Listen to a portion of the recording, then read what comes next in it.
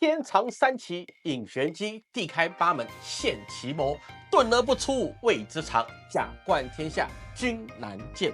大家好，我是陈老师，又来到我们奇门纳吉择日的专题节目。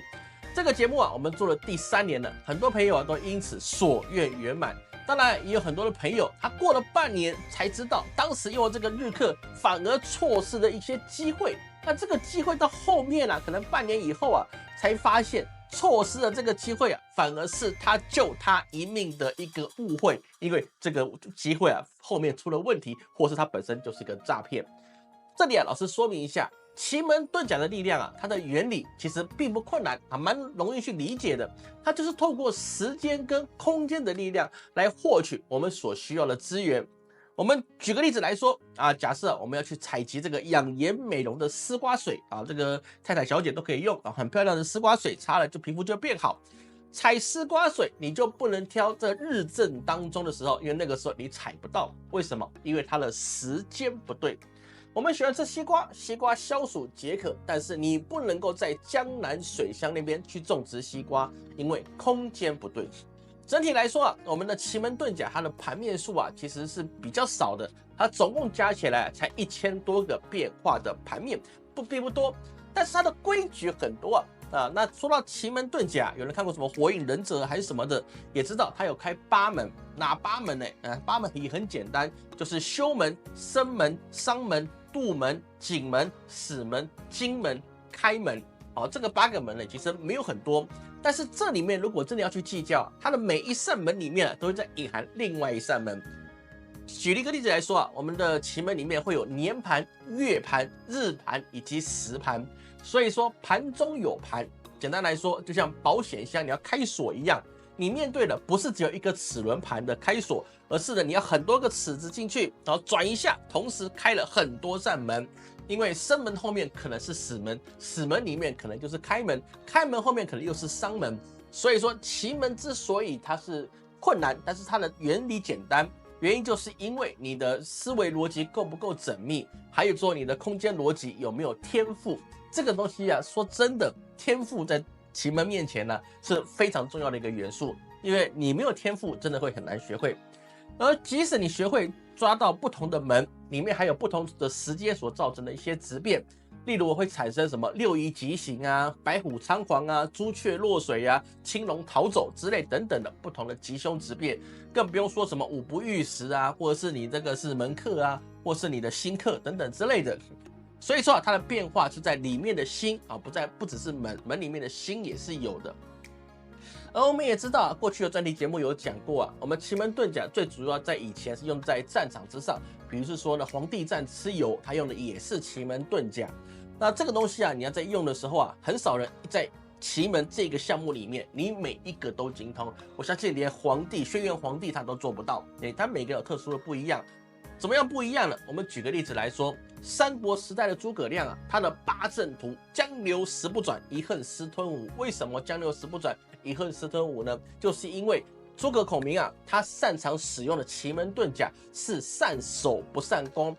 就是说呢，他打不出去，但是别人也打不进来。所以说你看这个魏国无论怎么打，他打不到刘备的地盘里面去，打不到阿斗的地盘里面去，你必须等诸葛亮死了才有办法，而且还要死后一段时间才能够做到的事情。所以说呢，诸葛亮打不出去，但是别人也打不进来他的阵法就善于守城这是他的特别的地方。而另外一个比较明显的例子，也是据传他是烧饼歌跟金陵塔碑文的作者，这个刘伯温先师他也非常擅长奇门在他的玉离子或是他的一些兵器谱上面都知道他这个人是非常非常对这些战法或是这些术数非常有研究。但是我们刘伯温先师他擅长的是攻击型的奇门，所以是说当时他还没有投效给朱元璋，他还是元朝官员的时候他有那个地方有义军在作乱嘛，对不对？他就自己怎么样？蒙古人靠不住，他就自己在当地浙江当地征召了一些农夫来当民兵。那这个农夫本身杂牌军，对不对？你也没说什么好训练，但是呢，透过刘伯温先生他的一个整合他可以把这个农民军去打败当时不可一世的海贼方国珍，把他打得抱头鼠窜，打到后来方国珍说我要投降你蒙古人可以，但是你必须把刘伯温脑袋给我砍过来。为什么？因为有刘伯温，他的方国珍的春秋大梦就没办法实现，他宁愿去投效给袁廷，诈降了。那你也乖一点，我也不要让刘伯温活下去，因为有刘伯温就没有他的生存空间。而这个刘伯温先生啊，最后也是怎么样？透过这些阵法跟兵法整合在一起啊，他在那个鄱阳湖水战上面啊，直接领着朱元璋的大军，把这个陈友谅的大军啊给歼灭掉。不然当时啊，其实陈友谅他问鼎天下的实力是比较够的。这里面有一个小故事啊，就是什么呢？之前老师也讲过哦，有一天啊，这个在鄱阳湖他们准备决战之前啊，这个朱元璋啊在旁边看战报啊，某某小队打什么胜仗啊，哪边有什么地方要准备的啊，哪边的猫打架啦等等之类的。那个刘伯温啊，还在旁边就反正你办公你的工嘛，我在旁边等你，要我有事再问我再给你出主意，在旁边打瞌睡。打瞌睡打一打，突然就直接跳起来，拉了朱元璋就往旁边的那个护卫艇上面跳上去，然后立刻叫护卫艇啊往其他方向立刻开走。那朱元璋觉得还在蒙圈，说我看我的战报，你东西也不让我拿，你就把我推到这个护卫艇上面，怎样？我是这船我不能坐了，是不是？我是大元帅，开玩笑，我吴王对不对？结果还没有什么都还没说，他的元帅船突然爆炸了。为什么？因为陈友谅派了一支骑兵直接去插入到他们的阵地里面，那别人都没发现状况之下，去把朱元璋的帅船给他打炸了。那这个东西呢，当然就是我们的刘伯温先生啊，他就知道说，他发现他们自己的船啊，此时此刻正往死门去走。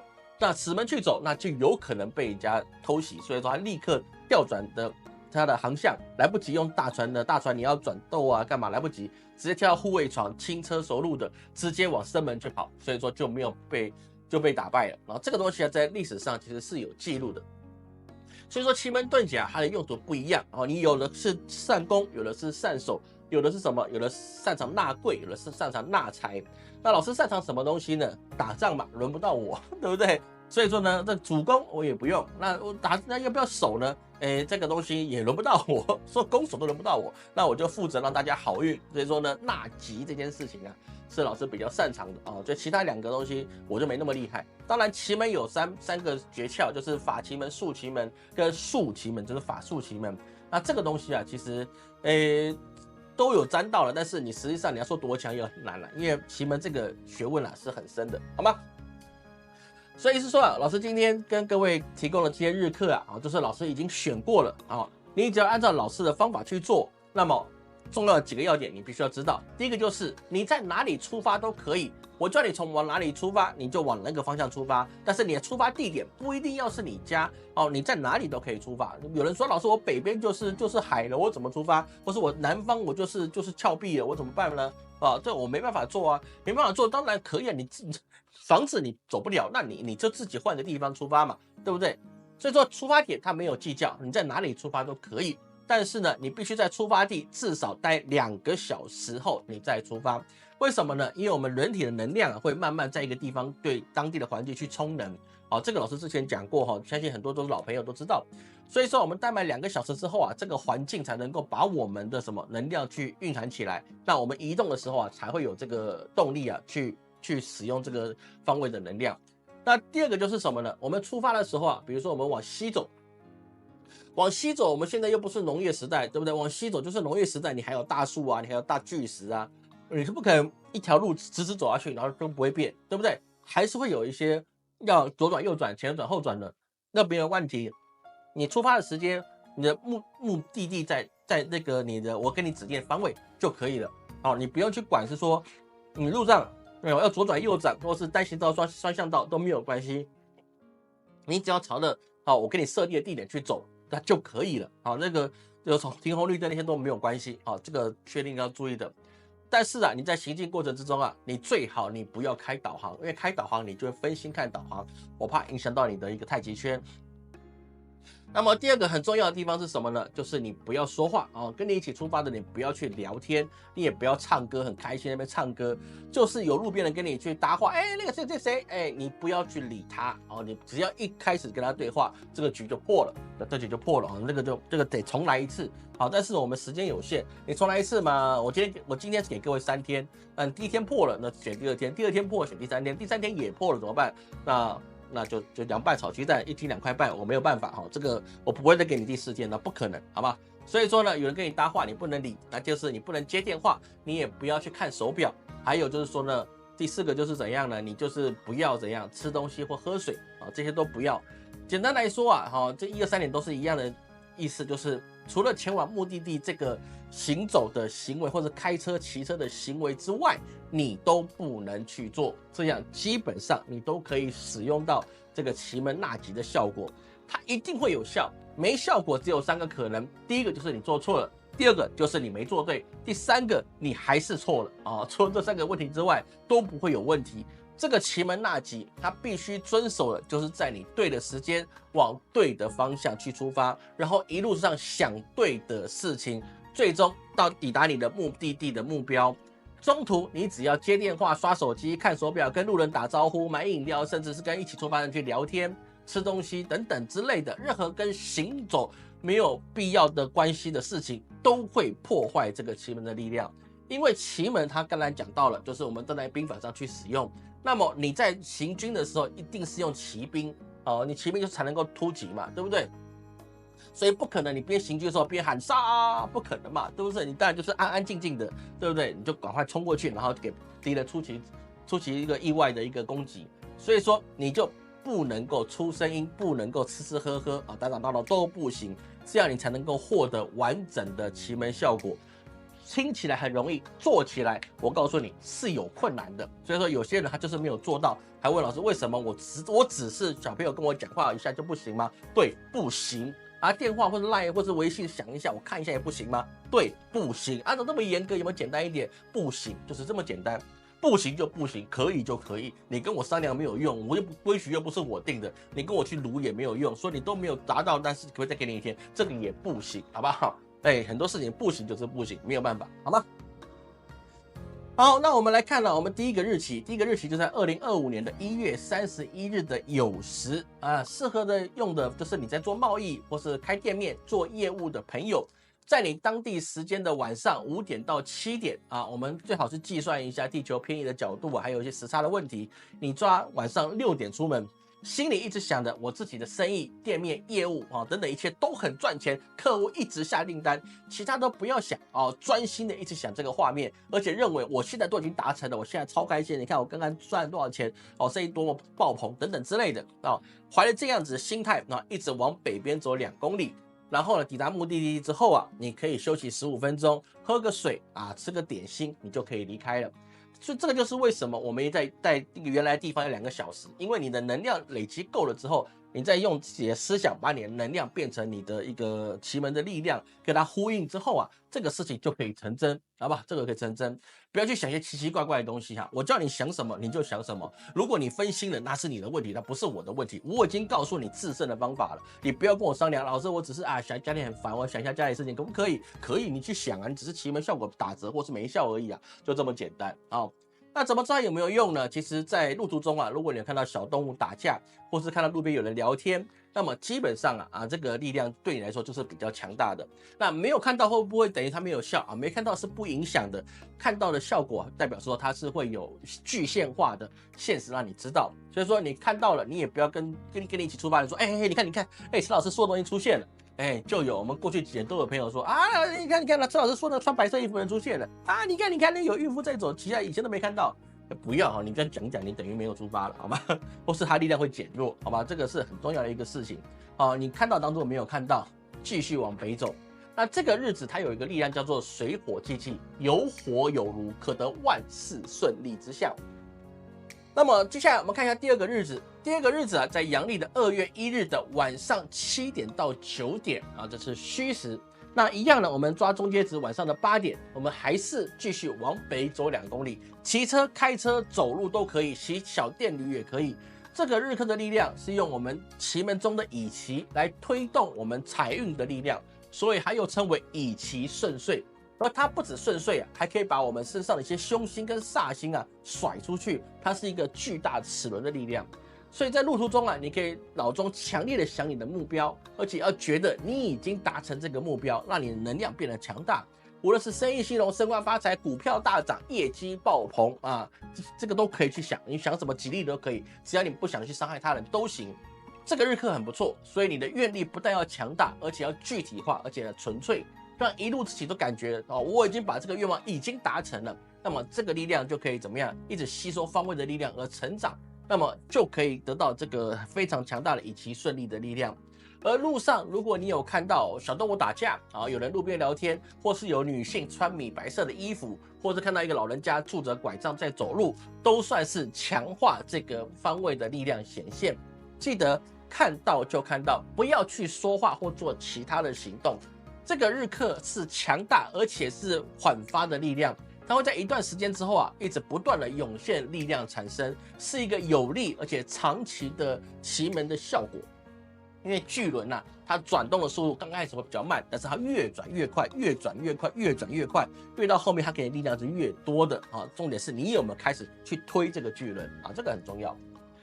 那么我们今天给各位第3个日子是什么时候呢？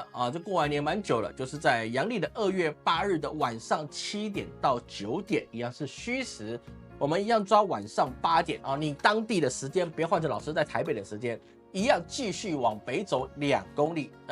在这边有人说，老师怎么今年都抓北方没有，为什么？它就刚刚好在北方，没有跟我们风水没有关系，就是它刚刚好这3个可以用的日子，不是那种半夜那种很奇怪的时间是我们还可以活动的日子这个是要往北走2公里1.5到2公里都可以那这个日课它就是一个全方位的日课它就是一个顺利万事顺利的日课，它主要是补足我们整体的元气跟我们的时运。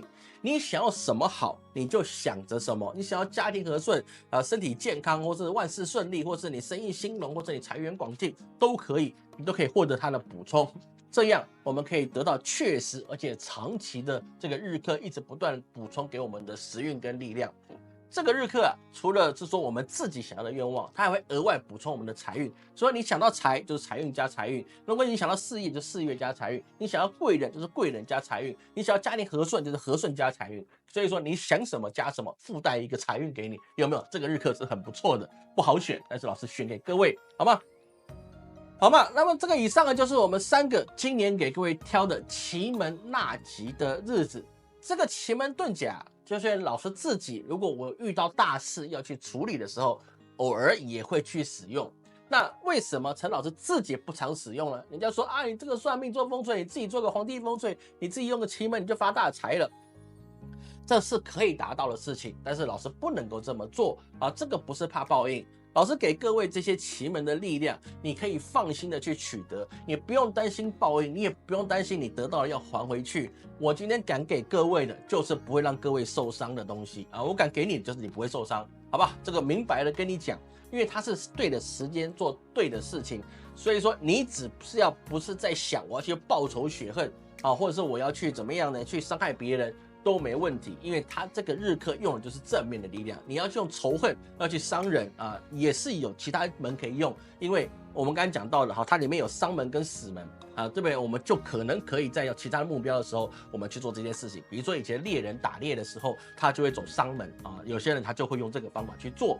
但是呢，这个东西你去使用的时候，因为你是以伤害他人为目标，那么你使用这个技术，你就可能会有副作用。